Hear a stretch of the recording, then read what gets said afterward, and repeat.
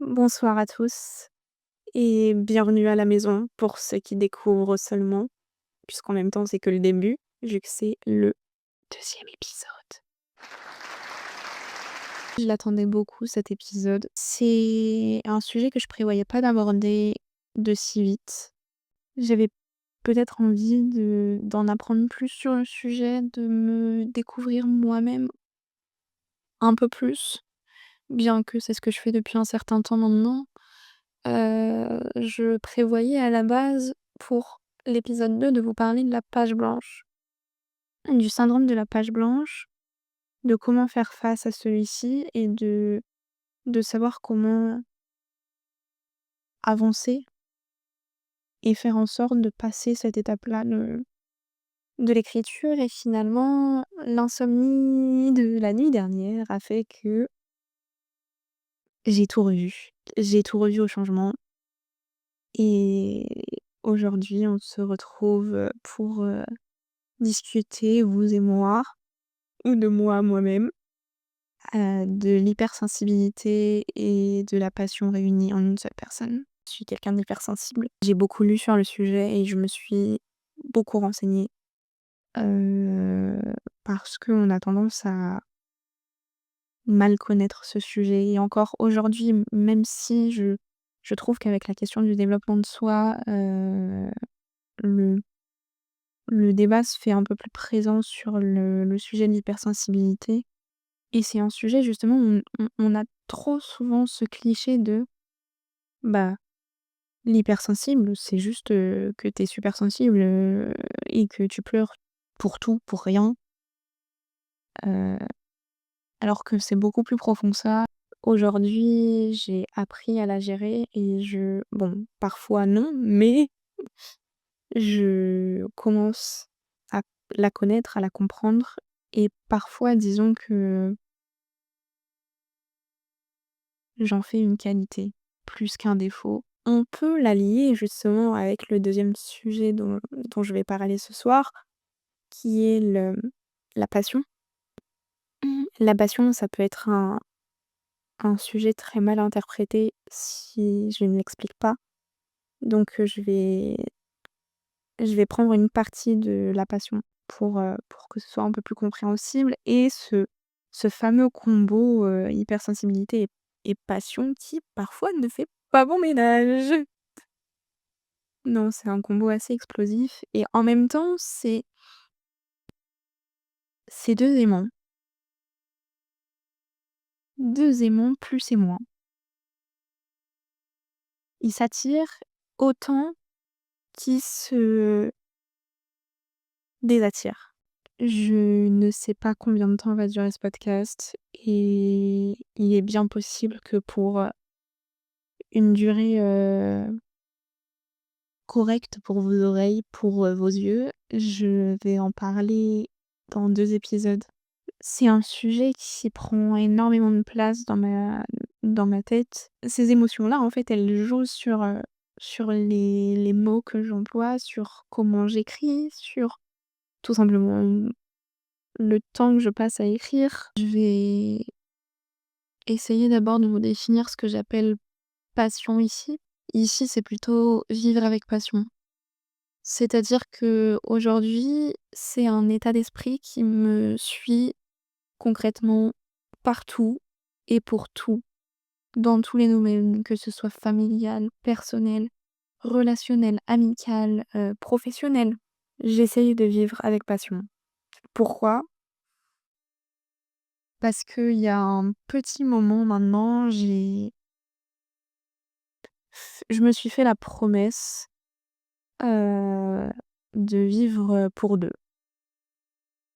De vivre, avec passion ce qu'une personne très proche de moi n'a pas pu et ne pourra jamais vivre. D'un autre côté, j'ai tellement conscience que tout peut s'arrêter du jour au lendemain, que je me dois en fait de vivre avec passion et j'aime vivre. En fait, c'est plutôt aimer vivre, profiter de sa vie parce qu'on sait qu'on en a qu'une. Il y a un titre d'un livre, je pourrais pas exactement vous dire de qui il est, mais c'est un titre qui m'a beaucoup attirée, c'est «Ta vie commence quand tu comprends que tu en as qu'une». Moi, ma vie a commencé depuis que je me suis fait cette promesse. C'est devenu l'une de mes philosophies de vie. Je suis heureuse de vivre et encore plus heureuse de vivre un moment qui me rend heureuse, qui plus est. Mais parfois la passion, ça peut être aussi négatif. Je vais pas encore aborder le point de l'hypersensibilité qui joue là-dessus. Quand on parle de passion triste, j'adore être triste. J'adore ce sentiment de pleurer toutes les larmes de mon corps face à une situation dont je n'ai pas le choix et dont je ne peux pas en être maître. Alors bien sûr, je préfère être joyeuse, je dis pas le contraire, mais les passions tristes, ça n'arrive pas souvent. Contrairement à l'hypersensibilité qui, quand elle est seule, va nous plonger dans une sorte de déprime intense pour un long moment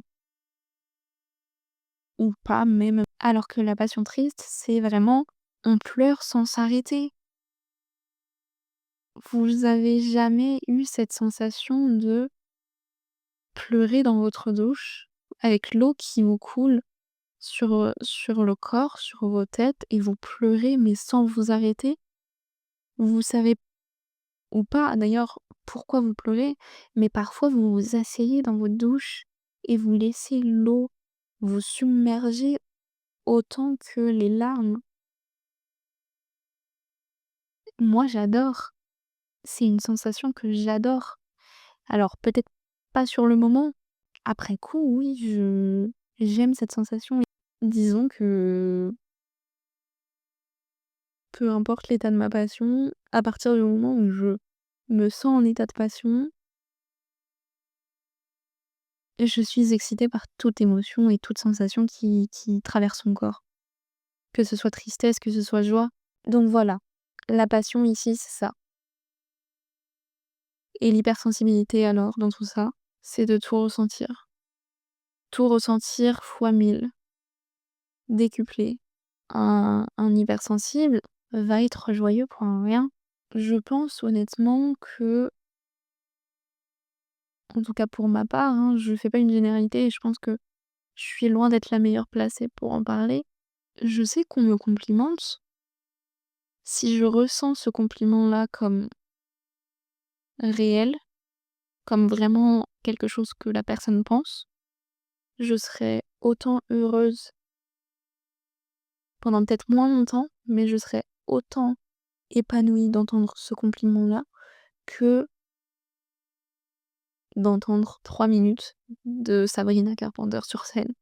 C'est un peu l'image que j'ai là et je sais pas vraiment si c'est schématisé pour vous, mais c'est un peu l'idée que je ressens sur la chose. Je vois que le temps passe et je sens que je vais pas m'en sortir en un seul épisode, ça c'est sûr.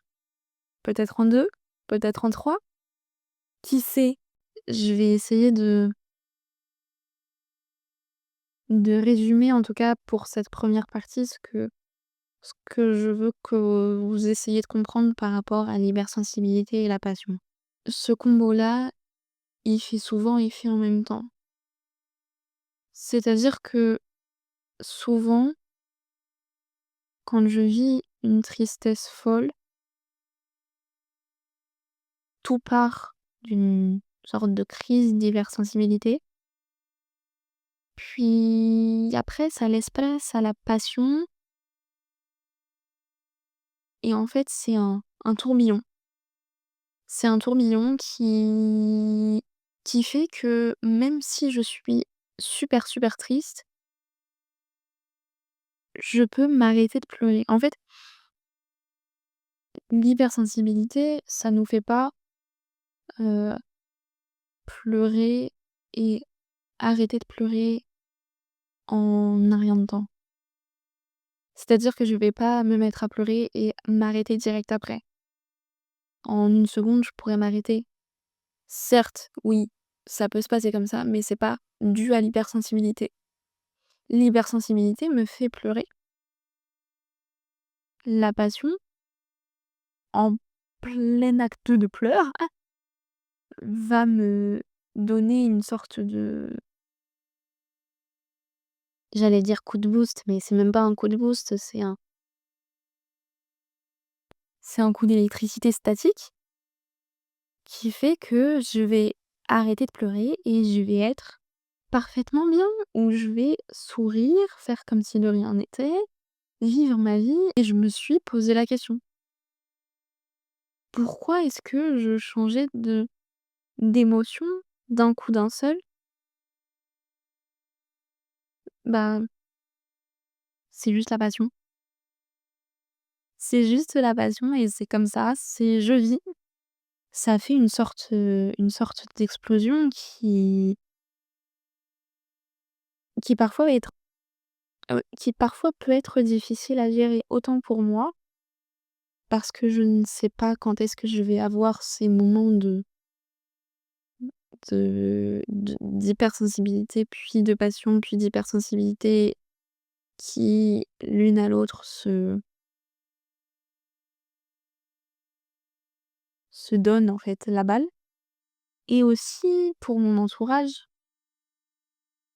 parce que oui, parfois, quand on me voit pleurer et que ça passe en 30 secondes, ou alors quand, justement, on me voit pleurer pour quelque chose qui, pour les autres, ne mériterait pas que je pleure de cette manière.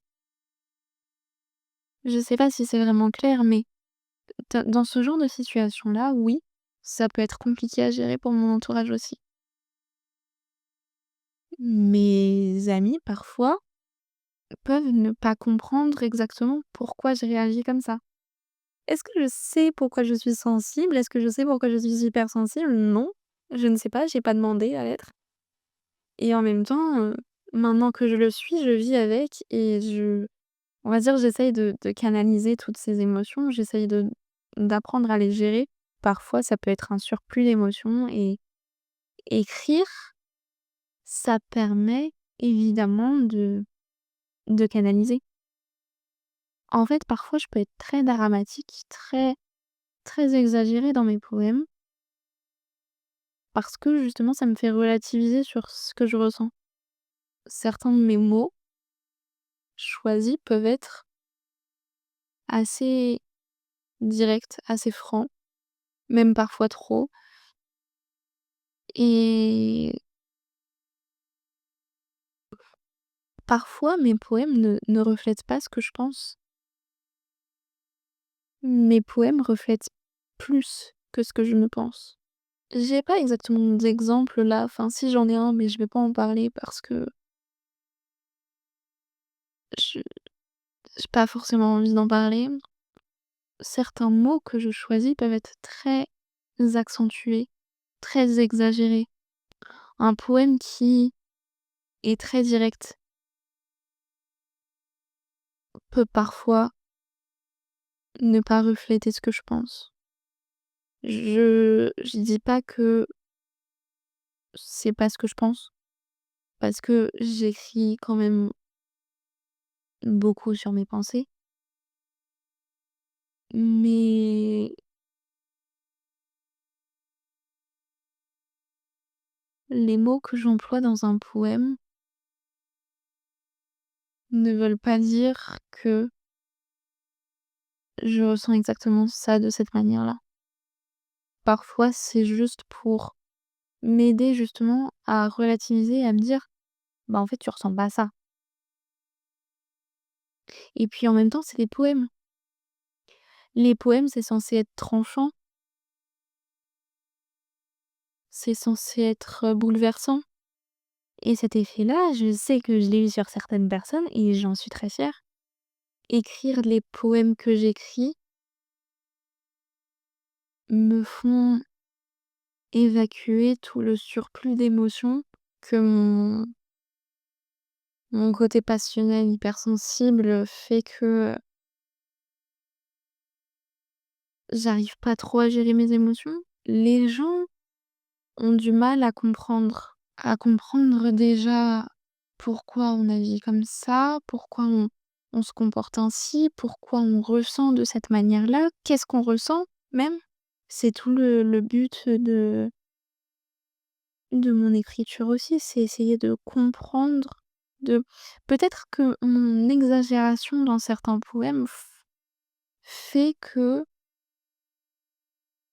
j'arrive à analyser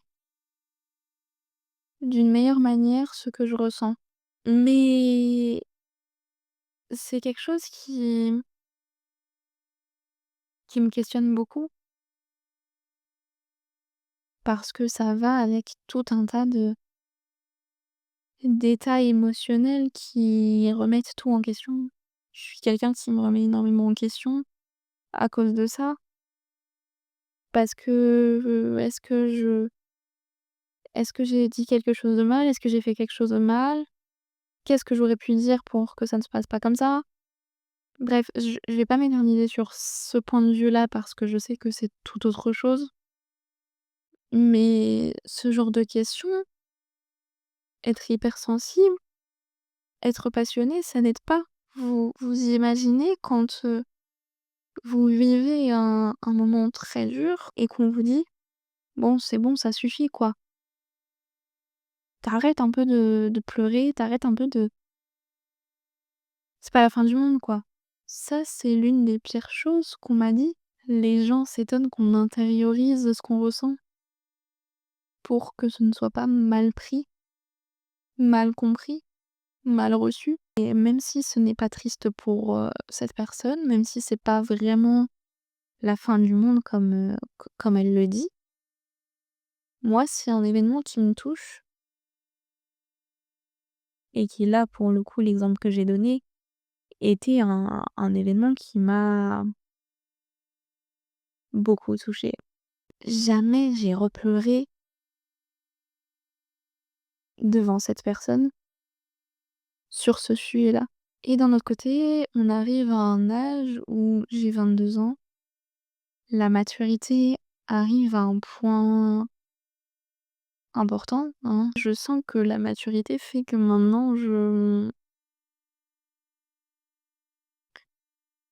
j'arrive à relativiser sur mes émotions. Parfois, je m'interdis de ressentir certaines choses parce que je sais que si je commence à me prendre la tête pour un sujet ou un autre, je vais, je vais commencer un cercle infernal, la route vers le démon, vers le c'est comme si j'avais passé l'âge de se prendre la tête pour des broutilles. J'ai plus de temps à accorder pour certaines choses. Pour certaines choses qui si je commence à me prendre la tête, voilà, comme je l'ai dit, je vais rentrer dans un cercle infernal et j'ai déjà beaucoup trop de choses en tête avec moi-même, avec ma santé mentale, avec à gérer mes émotions. J'ai assez de mal à gérer mes voilà, vous voyez, j'arrive même plus à parler. Parfois, j'ai un surplus d'émotions. Quand j'ai plusieurs événements, comme là, récemment, j'ai eu plusieurs nouvelles qui sont arrivées d'un coup. En tout cas, mauvaise nouvelle sur mauvaise nouvelle. Et face à ce genre de mauvaises nouvelles, et je vous parle de questions de problèmes de santé, face à des sujets qui traitent de la santé, de ma famille, de mon entourage, non, j'ai pas le temps de me prendre la tête avec une fille qui me reproche de lui dire ce que je pense. Si tu me reproches de te donner mon avis, bah va-t'en en fait. J'ai plus le temps d'accorder de l'importance et de me ronger le cerveau, parce que concrètement c'est ça, de me ronger le cerveau pour des broutilles, pour des gens qui vont me qui vont tenter, parce qu'à l'époque ça fonctionnait bien, maintenant c'est un peu plus compliqué,